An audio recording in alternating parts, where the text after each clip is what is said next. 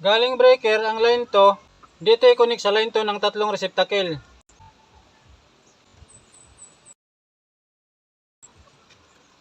Ang line to, dito yan nakakonect sa inner part ng receptacle, yung nasa gitna.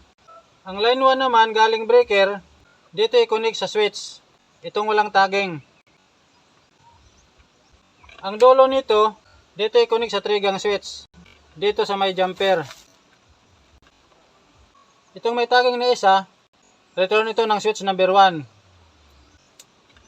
Itong may tagging na dalawa, return ng switch number 2.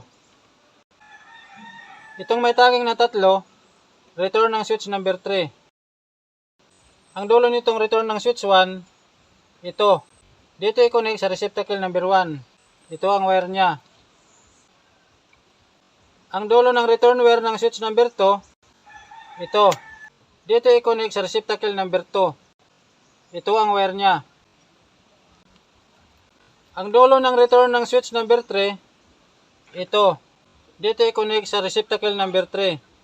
Ito ang wire niya. Ang line 1 na galing sa switch, dito yan sa threaded part nakakonect. Itong nasa gilid. I-on natin ang switch. Switch 1, switch 2, switch 3.